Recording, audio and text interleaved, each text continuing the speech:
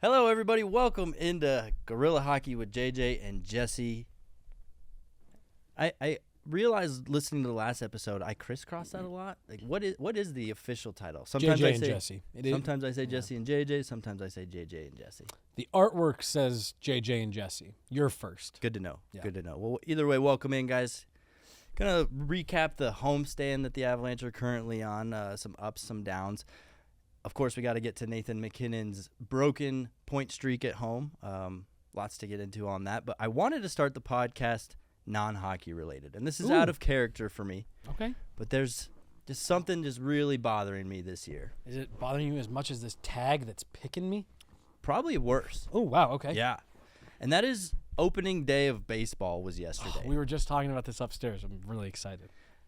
You're really excited for to baseball? talk about this. Oh, Yeah. right. If there's anything that I'm not, it's excited for baseball. The Rockies are specifically the reason for that.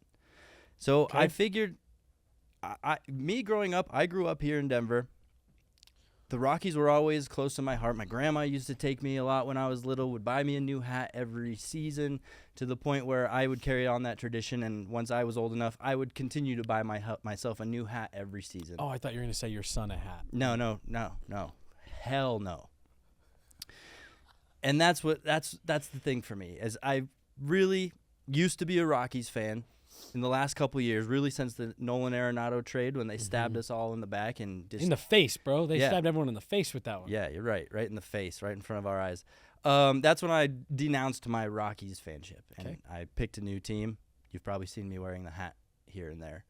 It's a Miami Marlins hat. Ah, yes, I have seen that. Yep. So that's my new favorite team. And it breaks my heart to do that because I'm such a Colorado boy. I love Colorado sports. Literally, it's the reason why I do what I do, because I love Colorado sports so much. So it wasn't an easy breakup. It wasn't a pretty one. Really broke my heart. Yep. So I figured I have to use my small pedestal here that I have on this podcast to please beg everyone to stop giving your money to the Colorado Rockies. Like, please. I know we all love to go to that stadium. I know the sunsets are beautiful. You can have a nice night in Lodo afterwards and really kind of get your night started at Coors Field. But all we're doing is enabling this behavior. You saw what they did last night in their opening. I thought it was hilarious. So, Please. You're not a fan of the Rockies anymore because of the way they run things, right? And so it's like you said, it's almost like your way of protesting. Like, I'm not gonna perpetuate the issue. Right. I haven't gone to a game. I used to live right outside Coors Field. Nice. And my best season, I think I hit 19 games, one of which I even went to by myself. That's how much I enjoyed going to Rockies games. And I'm just so upset at what they've done the last few years. But to see that they can continue to do this and don't really have any motive to not suck, it's because the fans enable their behavior, and they're still one of the best attended baseball stadiums in all of the MLB. I mean, the stadium's beautiful, though. It's I so know. nice, and it's so fun. And it's in the summer. The weather's so nice. So here's the real issue you're battling. Most people that go to the Rockies games aren't actually Rockies or baseball fans. Yeah. Like, I would even say the vast majority of people there on a given summer night. I'll take it one step further. I've been to dozens of Rockies games in my life. I could not tell you the result of one of them. Mm-hmm. Not one. Sure. I could maybe tell you a couple, like, I think the Rockies won that one. For $10 million, I couldn't give you a single final score of any Rockies game I've ever been to. Because I'm not there for the Rockies. I just wait for Rockies season to come around so the stadium's open. Mm-hmm. You know what I mean? Like, so that's the problem. Is they've done too good of a job of building an experience. It's such a slap in the face to the fans of the team. It is, and you're just feeding the machine, though, by kind of buying into it, and it stinks. Maybe if you get some tickets for free, I'll accept it, right? You get a pass in my book, but like, I don't know. You have to take a stand at one point, and I get it. I used to say all the time. The other day, I was at the coolest bar in Denver, and all of a sudden, a baseball game broke out behind me. It was insane. Yeah. So, no, I definitely understand that point of view. But, yeah, I guess it also just makes me think of how fortunate we are to see the Avalanche be the way they are the last 10 years. The Nuggets kind of make the turn that they have. So let's actually – this is an interesting conversation. Are there any other owners that you can think of? Because I mean, like the Montforts are basically like they've essentially come out and been like, we don't care about winning. Mm-hmm. If we win games along the way, cool. But we want to give the best in-arena experience, the best, stadium, the best experience around the ballpark. Like, are there any other? I can't think of any other examples. Because even like the Cleveland Browns and stuff like that, at least they're like, no, we're gonna go out and get a quarterback, and we're gonna go out and maybe the Browns are a bad example because they've been better the last couple of years. But you know what I mean? Like, there's those just like even the Buffalo Sabres, like they signed Taylor Hall a couple of years ago. Mm-hmm. Like, they made the move with Jack Eichel. Like they've at least like tried to be good. The Rockies are like last year, that season opening press conference where they're like, we think we can play 500 ball. Holy shit, this is the saddest thing in the history of pro sports. And to your point, Kroenke gets a lot of heat because he runs KSC like a business. Mm-hmm. And there's people that don't like that. But he also understands the best possible marketing is a winning team. And so that's why he hires good people, lets them do their job, trusts them to bring in the right players, gives them the money they need to succeed. And when push comes to shove, like the new Avs facilities at Ball Arena are great. They're state of the art. They're top of the league. They need to catch up on the practice facility and stuff. The Nuggets had their locker room redone a couple years ago. Like, Stan Kroenke, you can say what you want about him. You can feel how you want to feel. He gives his teams the tools to succeed. You cannot say that about what's going on at 20th and Blake. Yeah, 100%. And I also look at Ball Arena, right? And Ball Arena's fine. It's still a nice building 23 years later after being built. But you're seeing the evolution of how other stadiums are starting to get, when they're brand new, how they're kind of getting made and designed. And I think there's going to be quickly a moment where we're like, oh, wow, this is a really out-of-date building. So it'd be cool if we could get some investment into the building and kind of modernize it a little bit more. So right? here's what I will say. I agree with you. There's some the new arenas, especially Edmonton, Detroit, Vegas, Seattle. They did a $1 billion renovation to MSG. Like, they are very impressive. Very impressive. And what they don't feel like arenas. Honestly, and this is where I give the Montforts so much credit for Coors Field. Coors Field, to me, feels the way that new modern NHL arenas feel, where it's the playing surface is like, yeah, obviously that's there, but look at all this other stuff and the party deck and these restaurants and these bars that overlook the playing surface and standing areas. And at Coors Field they had those huge not gazebos, but what they have at pool cabanas, and they have this is a horrible list. Cornhole. Thank you. I was wanting to say shuffleboard. Like, they have other things to do. And oh, by the way, there's a game. That's what a lot of the other new arenas are doing. Ball Arena, I have described it this way to people this year. If you went to a designer, a 3D animator, whatever, and said, I need you to design me a generic sports arena for a video game, they would bring you back Ball Arena. It is a perfectly adequate arena with some nice amenities, but for the most part, it's black seats in straight lines, a scoreboard, and really nothing extra. A big jumbotron, though. Remember that upgrade? Yes, but if you go to a lot of the other arenas around the league, a lot of them have caught up to that. Mm-hmm. And there's even some that, like, the new trend that I'm seeing is there's like 4 huge screens that are all the same size that go around the outside. And then there's a big LED board in the middle that does all kinds of different things. The Philadelphia Flyers one has this piece that actually moves. It sits up top, then it goes all the way down and it shoots fire out of it. Like there's a lot of really cool technology out there now. And again, I think everything in Ball Arena is perfectly up to date. It's fine. I don't think anything feels old. I don't think anything feels run down, but it is just very copy paste.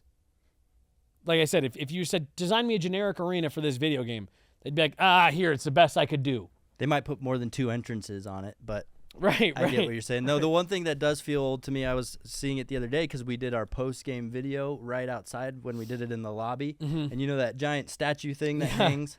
Those hockey players still have those CCM buckets that had like the wings on them. So what's so funny, dude, is we did the post-game in a similar spot last night. JJ wasn't there. And while we were uploading it, I was just looking at those, and they're very blocky. Mm-hmm. And I remember do you remember that the hand fell off one of the basketball players? No, when right before it opened, the statue broke and a hand fell off, and they had to fix it before the official opening. But I was staring at them, and I was like, wow, those haven't been updated. Like, they're still very old school looking. And you know what thought I actually had? They should replace those and start putting like that's where they should put the statues. Yeah, actual, like almost a Mount Rushmore. Right, a Joe Sakic, you could do a Patrick Waugh. Dikembe Mutombo. A Mutombo, and then, eventually you'd add a McKinnon and a Jokic. And because I do think that's a cool piece. It's unique. Mm-hmm. No, that's a good idea. But like you said, I no bullshit, dude. I was looking at that last night, and I was like, man, that looks like old school statue making. So last thing before we actually get to our actual podcast I here. think this is fun. No, yeah, clip it for your other podcast. Jesse, you've been in 31 of 32 arenas so far. Excited. Next week, you're going to be hitting your 32nd. That being said, where does Ball Arena rank as far as all 32? Is it kind of based off the way you describe it? I'm guessing it's like smack dab in the middle. I was gonna say 16. Yeah. like it's it's hard because there's one very particular Ball Arena that is like 30, 31st, or 32nd for me. And I'm not going to get overly into that. But on the whole, the arena as a whole, I really do think is no bullshit, like 15 or 16. It's right in the middle. It's perfectly adequate. It's nice. There's decent, there's good amenities. It's a good fan experience. The other thing I do think that Ball Arena has going for it, as far as the seats, there's no bad seat. Like every seat, even up where we are in the press box, like the angle's not horrible. There are a couple arenas where the seats near the top are hell and gone from the playing surface. But I'd put Ball Arena right in the middle of the league. You're going to have a fine experience if you go there. Nothing extra, no frills. The food isn't exceptional or anything like that, but it's perfectly fine for your average stadium experience. And we actually found out this week that Seattle Kraken charged $70 for their base level parking during the regular season. That shoots up to $100 come playoff time.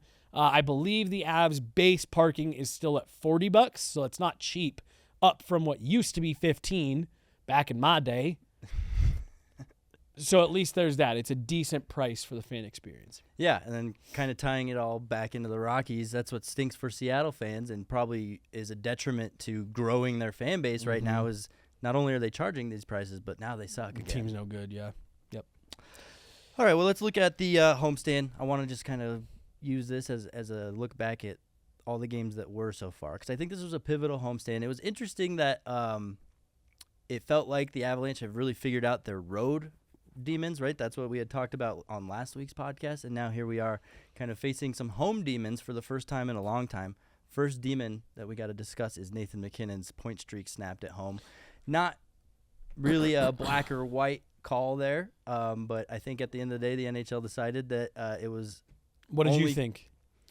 I mean, you got to go with the rule, right? Like, I understand it's annoying that the review and the replay now hold on though exists to dissect everything, because Connor McGahey, I'm gonna go pull it up, pulled the rule, and in the rule it says that if one player propels another player's stick, that's considered a tap, and that a goal and assist would be awarded. Oh, wow. So it's more controversial than I even realized. I was just kind of pushing it to the side like, oh, yeah, that stinks, but rules are rules. Right. But so I guess let me ask it to you this way.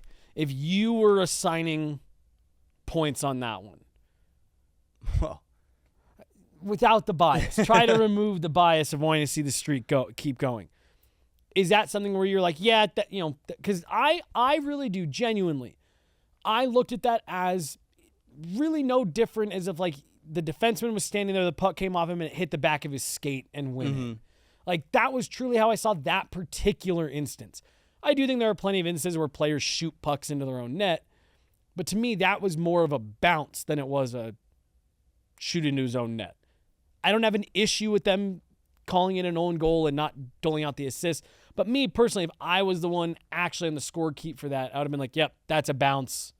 That's MacKinnon. You know, whoever was looking at it checked twice, 3 times. They took a while to even announce the goal in the building, right? So, they were really doing their homework. But I think that's the problem, is their ability to dissect it and have the replay. Ever since this, more replay era and review era has existed, it's part of it. And I was listening to NHL radio all morning, and, they've got some old school guys. A couple of them used to play in the league in the 90s, and they're like, yeah, back in the day, it was very informal. If they got a call wrong, the captain could go over and say, hey, you missed this call. It was actually assisted by Montano and Yarun, right? And then they'll go change it, which seems very like, oh, that's kind of a shady way to go about things as well. Gretzky picked up a lot of points. Like, hey, I got that one.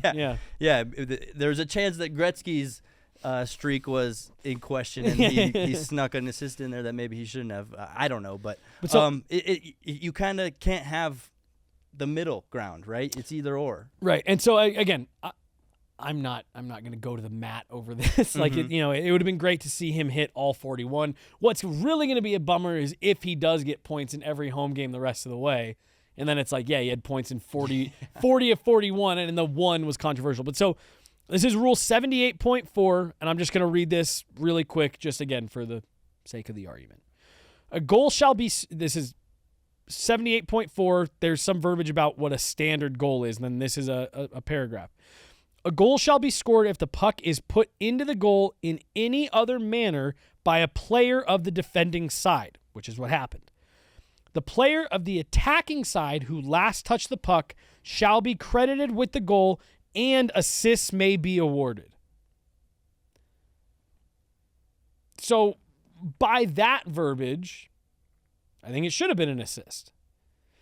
I also had people in my mentions, I had 2 people who brought up the fact that the NHL went back last week and controversially changed a goal to Zach Hyman, that allegedly the replay made it look like he maybe never touched it, and they gave it to Zach Hyman, and that gave him his 50th goal in whatever game number that was. So I had some people that were like, well, they bent the rules a bit to give Zach Hyman his flowers. Be liberal with the rule on this one. You have another amazing thing happening. Do you think, is there something they can do, and is it something they're willing to do for the team to go to the league and maybe, try to petition to change it a little? Jerry Bednar said last night there is a process for that. Yeah, there is a process. You can look at it, and if you have video proof that there's an assist, then he would get one. Will the team go through that process? Yeah, we can look at it. Yep. That if you look at it and you can take video evidence to the league that says we believe this is grounds for him to be awarded the point, that there is an official process for that. People were in the media room last night were saying, I wish he would have said if they will or will not do that. And I don't think he would have said that either way. He would have said, well, we have to look at it. I don't doubt for a second that the Avs went to the league last night and said, hey, we really think he deserves a point on that. Right. We really think he deserves a point on that. It was his pass and the shot and the bounce, blah, blah, blah. I think they probably called and said that. It was probably just Joe on the phone doing that. But, there was a part of me that thought we were going to wake up this morning to a corrected stat line. So you think if it hasn't been changed by now, it's not getting changed? I would say 30 minutes from now, noon, because that's 2 Eastern. That's when a lot of the league stuff, that's kind of their official demarcation. If nothing has changed within the next 30 minutes, I think it is what it is. I think it's probably pretty safe to say it's not going to change at this point. But I do also have to say, I was trying not to say this loud last night at the arena. I do not trust the NHL stat keepers. We've had several conversations this year about how bad they are. I've also sat in front of them in several arenas this year, and I hear the way that they keep stats. There is a lot of, wait, what? Are you sure? Who? What? Pull that up. Oh, gosh, we had to change that. Corey and I, from the Denver Post, Corey and I were laughing. I think we were in New Jersey. The period ended, there was like 5 minutes left in the period. The Avs were up, I think it was like 8-6 in shots. No shots nothing happened on the ice. Somehow the Avs ended up down 9-7 in shots. And then the period ended and they were down 10-8 in shots. And there were no shots on net. It fluctuated that much with them just saying, we missed this. Ooh, we awarded that wrong. So I'm also not super trusting that they have got their shit figured out by now.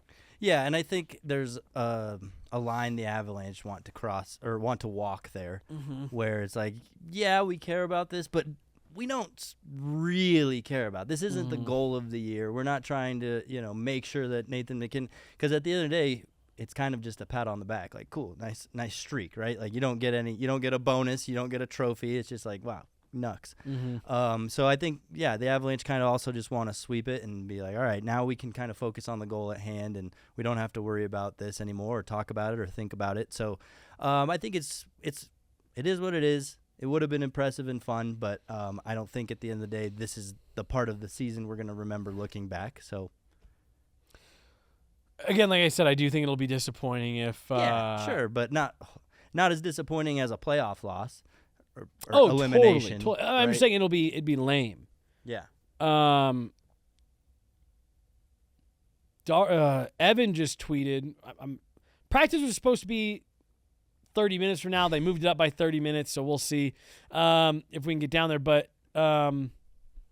Gabe's out there apparently as the team's getting out there. He's in a blue, so I cannot imagine that he stays out there and actually takes rushes. Like, they're going to have that dude in like a glowing red jersey with neon lights and flashing signs when he first gets back out there. With the stop sign on the back. Right. Full size stop sign on the back. But of note, our boy Evan Rowell is down at Family Sports right this minute, where I'll be heading as soon as we're done, and is reporting Gabe Landeskog hitting the ice with the team as of right this second.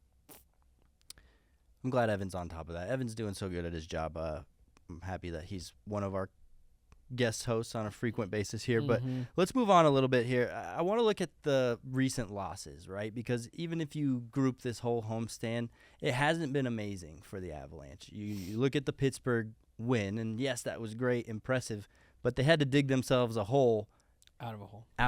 They dug themselves a hole. Well, they didn't have to dig themselves a hole. They dug themselves a hole. They had to dig themselves. All right, thanks. You're right. So they had to show up, and they had to go down 4-0. It was in the script. They had to do it. So I guess, how do you frame it in your mind? Like, do you think that this is oh no, they have issues again that need to be addressed? Oh no, they suck again, right? Like the water boy.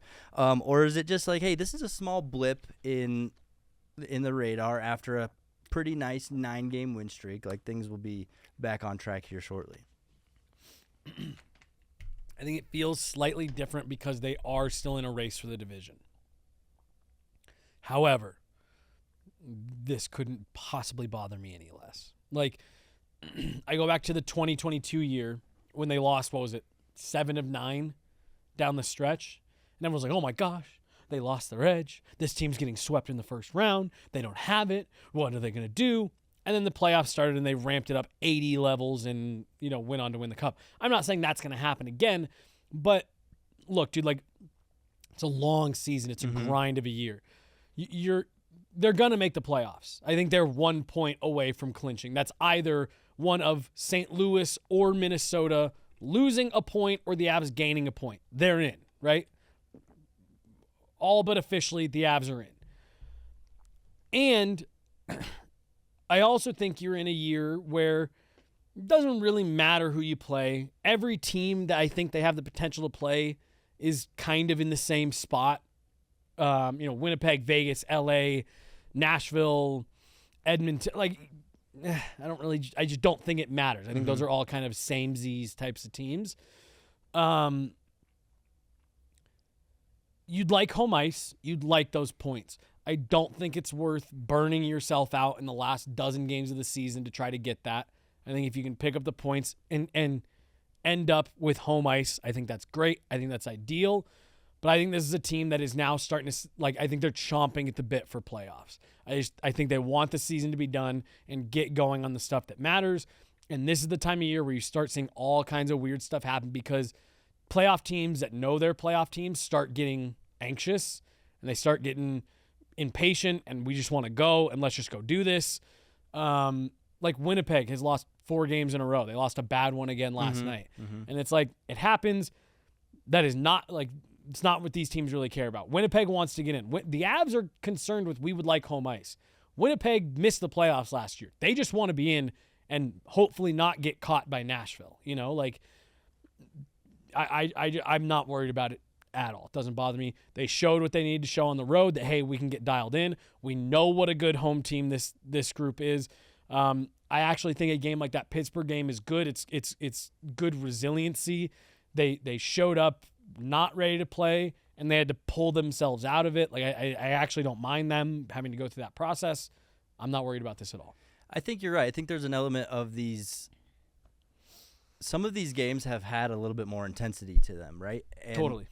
there has to be a part of them that's just like, hey, that was a lot of energy. That was a lot of playoff emotion for a regular season game. Like your wick starts to shorten. A regular season game that we want, we don't need. Mm-hmm. You know, we want to win these games. You're not like, we have to have every last point. And I think I really liked the other night after the loss against Montreal. Like Jared Bednar is trying to be positive, but at the same time, he's still like, I don't like the fact that we lost. Like I don't care. The goal is to win, and that's still what's bothering me more than anything else. I think it's good to see the resilience against the Rangers, getting that to overtime and squeaking in a goal at the end of the game. But I think there are a couple things that they need to pay attention to, a couple problems that are showing their faces that we've seen over and over. And for me, it's the same 2 things. Lately, at least in these last 2 games, you don't have power play goals and you don't have depth goals. I think you need at least one of those to show up for you to truly be playing the competitive style that the Avalanche play. We haven't seen a power play goal since that beatdown against Columbus, and the depth was what really dug them out of that hole against Pittsburgh. So I'm going to Jared Bednar you a little bit here because I do think that it's a little bit of like when something went wrong, I agree with you fully on the special teams. They've lost the special teams battle way too many times this year, and that is a recipe for losing games. You can't be losing the special teams battle every single night and expect to come out on top. But the depth thing, like we just went through a really solid stretch with the depth, and Casey Middlestat gets the scoring going last night. Your second line center that you need that big boost out of. It's a tight, low scoring game yesterday. Anyways, I am going to push back on the depth thing because you're coming off a stretch where they've really performed well. Look specifically at Miles Wood. I think Sure. he's setting himself up for so many good, dangerous scoring chances and can't seem to bury any. I don't remember the last time Miles Wood I will scored. say the Wood-Colton line has lost a little bit of jump without O'Connor. I will 100% agree with you on that. And that hurts because that was a really, really good depth line for you. But I think Zach Parise has had 3 really good games in a row going back to the Pittsburgh game. I think Brandon Duhaime has been impactful over stretches of the last couple of games. He sets up the Casey Middlestat goal last night. Sure, but the name of the game is scoring goals. And if you have guys... I know, but I just told you, Brandon Duhaime set up Casey Middlestat for a goal. I got you. And that's one. But I think, like I said, when you look at the Pittsburgh game, there were at least 3 of those 5 goals were contributed by JJ, the top line guy. If your depth guys are scoring every night, then they're not your depth guys. They're your top guys. Sure. But you have to have contributions. You can't just get goalied by every single guy that comes in here. Right, but... And just chalk it up to, oh, well, that was a good goalie. You got to have some. I know, but you're saying you need contributions, weapons. and I just told you how Brandon Duhaime and Casey Middlestat contributed last night. Okay. That I feel like that's one small example in two games. In 2 games. In 2 games, yeah. And then, you want 1 goal out of your depth every 2 games? You think that's adequate? You think that's going to get you in 2 games? Yes. No. Again. One goal from your second line center every 2 games, and that's the end of your depth scoring is not going to get you. But again, that is such a revisionist way of writing the way that this homestand is gone. You just said their depth was so key and crucial in getting them out of Pittsburgh. It was. Right. Yeah. So it's not one depth goal So over what I'm 2 saying, games. okay, what's made suddenly they're at a 2-2 record on this homestand. Is that 2-1-1. okay? But 2-1-1. Okay. 2 wins, 2 losses. Yep. Is that good?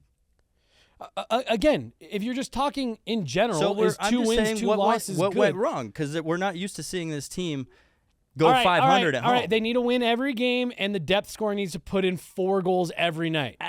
No, they need to contribute more regularly than once every 3 games, once every once in a while. But I again, think- that's just not the situation. What you're saying is incorrect. Then what are you saying went wrong against Montreal? Was the Avs Montreal didn't show up, so good? No, the Avs didn't show up ready to play top to bottom. Their top guys didn't contribute either. Their top guys should have run the table against Montreal. They didn't show up ready to play. Sam Montembeault had a nice night.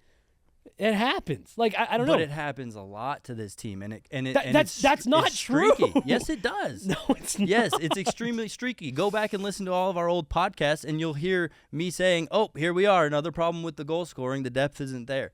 And all I'm saying is, if the power play is not there, you got to have the depth. I know, step but up. JJ, they at the trade deadline, whatever it was, 2 weeks ago, they went out and addressed exactly what you're talking about because we all agreed they did not have. And then what? The depth. You just did a video talking about how good the depth has been since the deadline. Exactly. And they had one game That's what against I'm saying. Montreal. Stop yelling. I'm so Stop confused. Yelling. Exactly. They show up at the deadline, and all of a sudden the depth scoring is existent. And what do? They go on a 7-game win streak. Then the depth scoring disappears For a game. I'll call it 2 games. Casey Middlestat's a second-line center. I don't think that's depth. But Brandon Duhaime. Okay. You said they needed to contribute. Brandon Duhaime contributed to a goal. 1 assist from the depth in 2 games is not enough to get you where you need to be. Come on, dude. I think you're wrong. Like I think that's a that's bad fine. argument. Because again, you talked about they had scored 25% of the Avs goals leading up to the Montreal game. Yep. They had a bad game. And then they're back to contributing last night. You're like, this depth. One sucks. assist is not contributing, in my opinion. I'm sorry. Like 1 assist, you can. All right. Then you need a line. Then if you're running a team, you want 4 lines of second line players. Well, I mean, Because that's what you're asking for. Yeah, Production wise.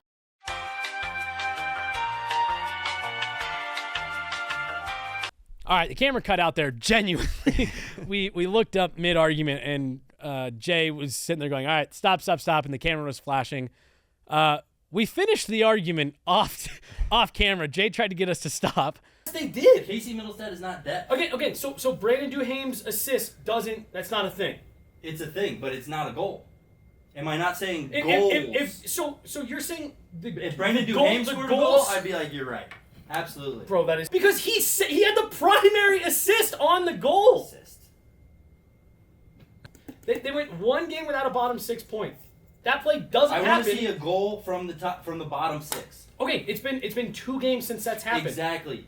That's all I'm saying. That's But all I'm saying. But again, and all I'm saying is they did get depth contributions last night. If tomorrow they get depth contributions and But somebody again, scores, no. So stop saying contributions then. Okay. They need Okay, depth right. goals Depth because goals. depth contribution they got. You're right. You're right. Okay. Yes. No. So basically, what we have decided is a goal from your bottom 6 every game isn't realistic. Right. But you cannot get into a trend or pattern where the bottom half of your lineup is going missing. As well as the power play. The power play, I think the power play, that was separate from the argument. I You have agree with you 100% on You that. have to have one or the other, or you're going to lose games. I That's think all I was saying. The Avs got to win the special. I'm with you 100% on that. They got to win the special teams battle way more than what they've done over the last 2 months even. Where I do think we disagree is that I think it's okay if you go a game or 2 without a direct goal off the stick of your bottom 6, but I understand your sentiment of don't let that become a habit. Thank you. And very friendly. And I understand your sentiment because you're right. There are a lot of situations, look at Yakov Trenin, for example, where Coach Bednar's not even going to give him the chance to be offensive. Right. He's going to be more of a defensive player. And, yeah, if he can get the puck down to the offensive end, then good on him. But his role is... And I do also want to make sure that guys like that's a nice play that Brandon Duhaime makes last night. to contribute, which is why we're not going to use that word anymore. We're going to use the word goals. Brandon Duhaime contributed last night. He did not score a goal. And power play's got to be better. Yeah, I guess we can move on from that conversation.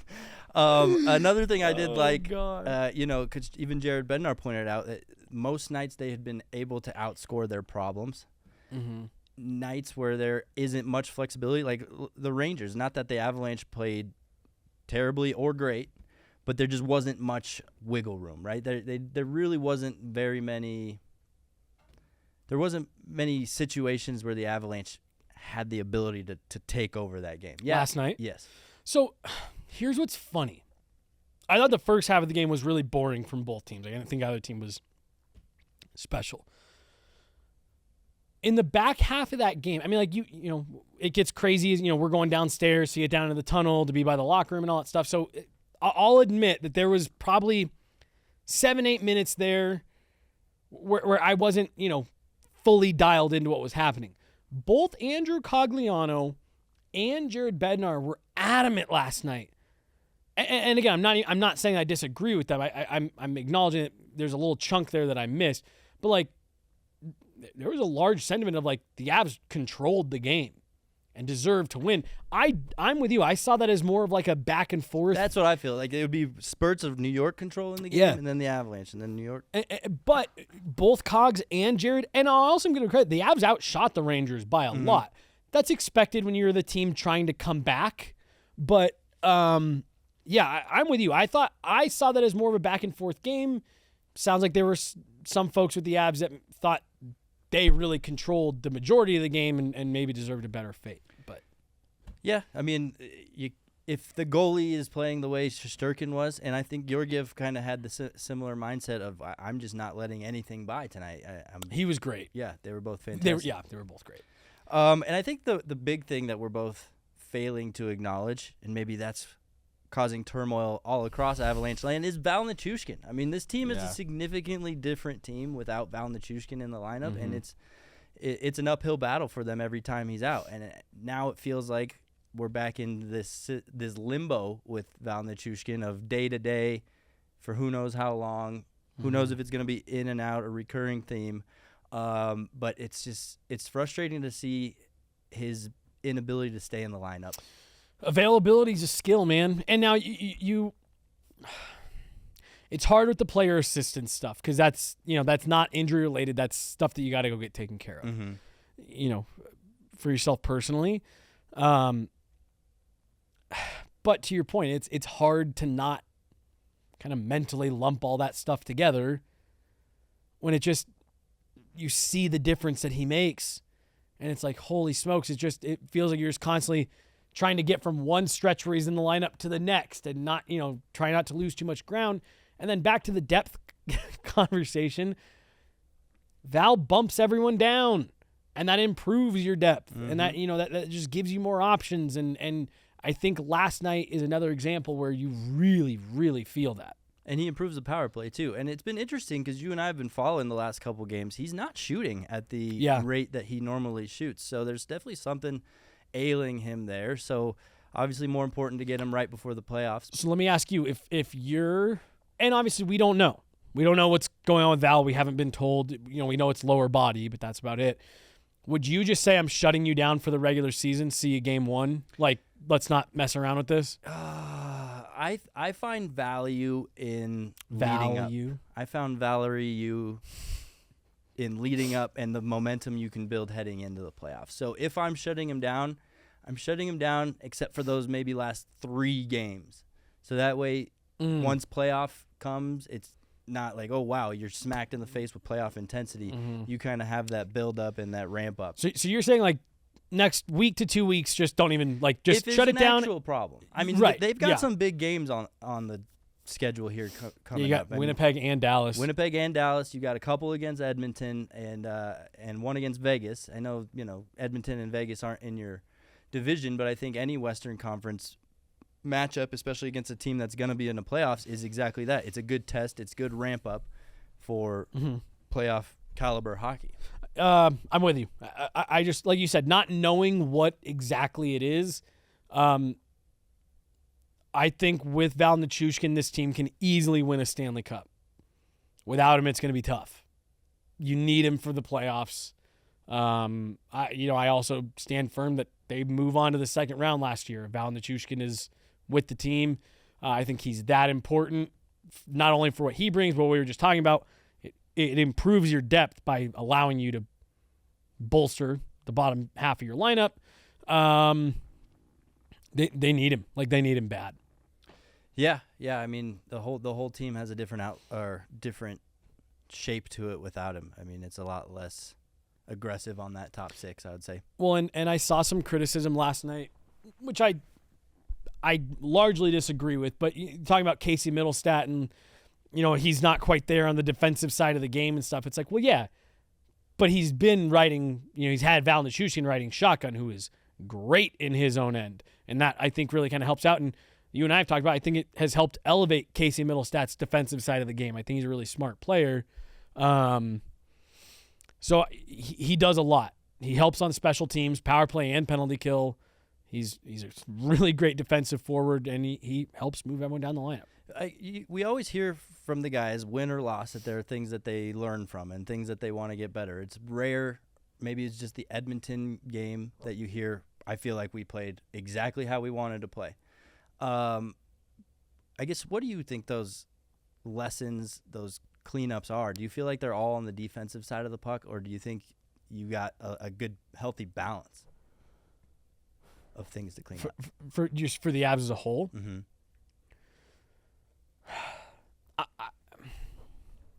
Because I guess to explain myself a little, you bringing up Casey Middlestat and defensive side of the puck, it kind of feels like that's where everybody on the team feels there needs to be some attention. Yeah. Yes. I think they know what to do. Like, I think they have the message.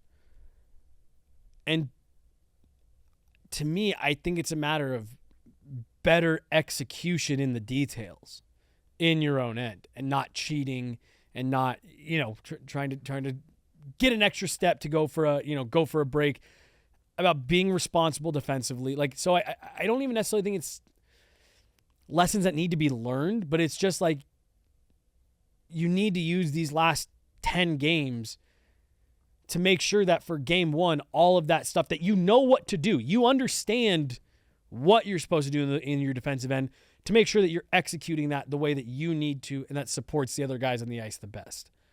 That's what I think they need to spend. The goal scoring, you got Nathan MacKinnon, Mikko Rantanen, Cale Makar, Val Nichushkin if he's heavy, Arturi Lehkonen, Casey Mills. Like, your goals, you're fine on that side. You need to defend the house. And they know what to do. I think they're one of the best defending teams in the league. They have one of the best, deepest D-cores in the league. They've just been out of sync at different times this year. And, Jared talked about it a couple nights ago, that when you don't have the depth and they're not going, or they're not going, and you don't have the confidence in them, that's when guys start to, and you have to start shortening the bench. That's where it feels like, okay, I got to take matters into my own hands. And, he uses the phrase fracturing. Mm-hmm. That's when people start saying, okay, well, we don't have the group to stick to the process, so we just got to do this on our own. You need the entire group pulling the rope in the same direction, and that's what leads to results like what you got against Pittsburgh. That was a group that stayed together. All four lines were rolling. You got the depth goal scoring. You got depth contributions. And then the top guys took over when they needed to. Nathan MacKinnon is the one to tie the game. They get it done in overtime on the Jonathan Drouin play. Like, the back half of that Pittsburgh game was the model for, this is what a structured, in-sync group that's pulling the rope in the same direction looks like in any situation. What I think we saw against Montreal and in spurts last night is a group that, without Val Nichushkin, your lines are a little bit shuffled, you're a little bit less familiar, and everyone just kind of starts doing their own thing when you're up against a goalie that's not giving anything up, and you start saying, well, we got to find a way to get one. Well, I know this isn't the right play, but I'm just going to try to drive this up the wall. It's like, no, you're supposed to turn that around and start your break, or, whatever the situation is. That's the stuff that I think they got to be feeling the best about, whatever it is, 2.5 weeks from now. Yeah, and I think I also acknowledge that a lot of this is overanalysis, right? Like as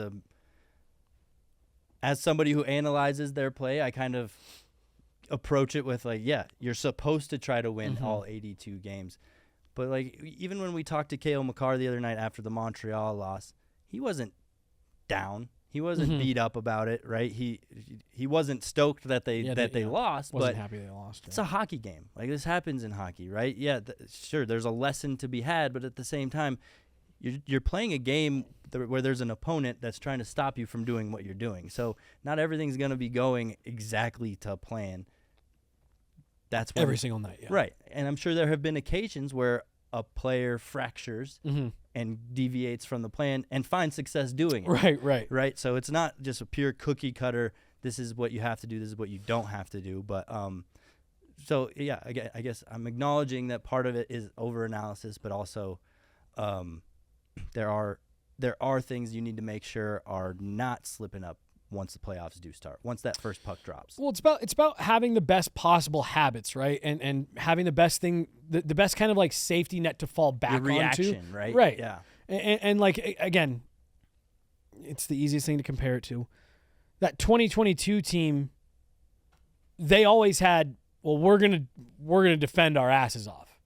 No matter what, you're not, whatever you guys have, you're slowing down our transition, you're playing us physical, doesn't matter. We aren't bending on what we do in our defensive structure. That was what they were able to fall back on, right? This group doesn't have that yet.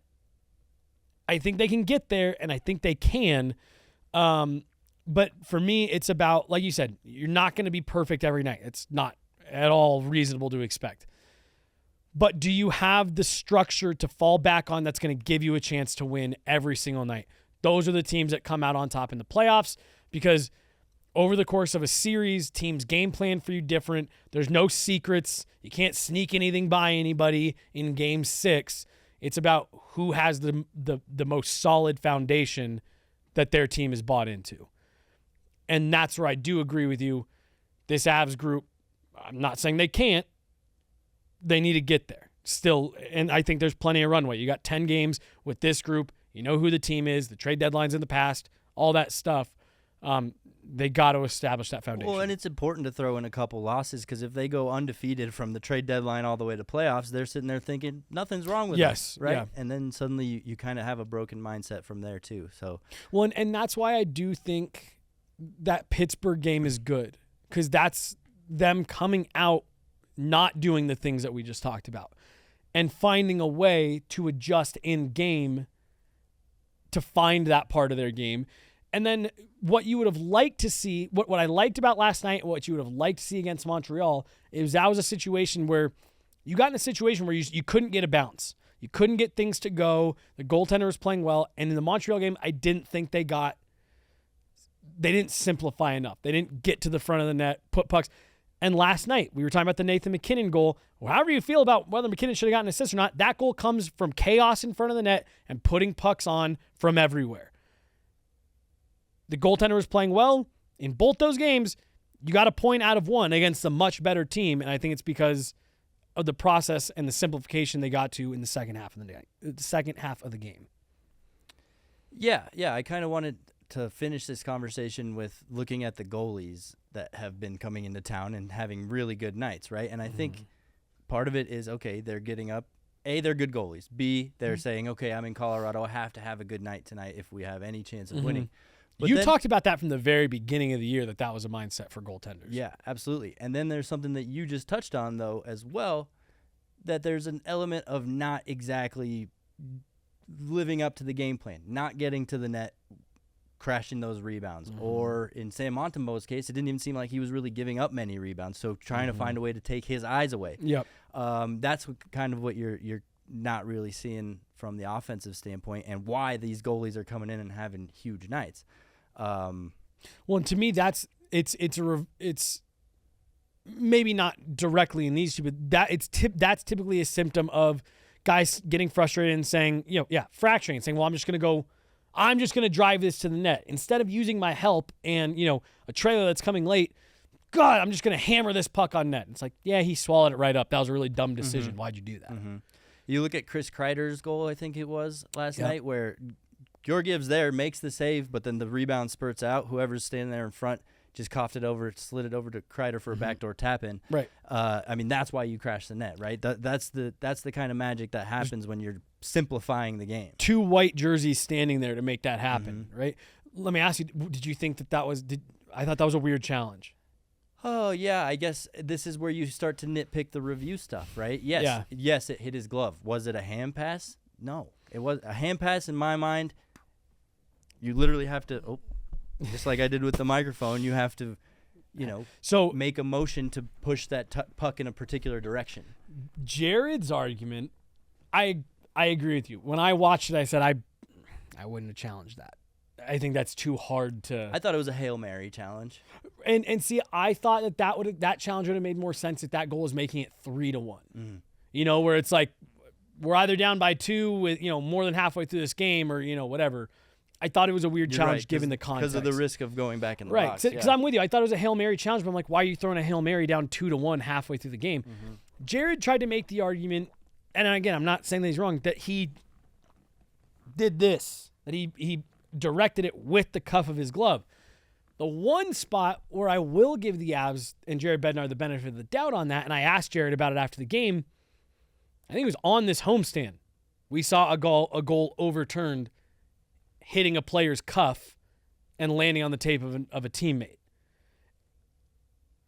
And so to me, the inconsistency is what's annoying. Yeah. Either direction. If I'm, and I can't remember which game that was. I don't remember that either. I vaguely remember what you're describing, but I don't remember the exact situation. Yeah, and I'll go back and I'll find it. But like, if I'm that team, I'm annoyed that the goal last night was able to count and mine didn't.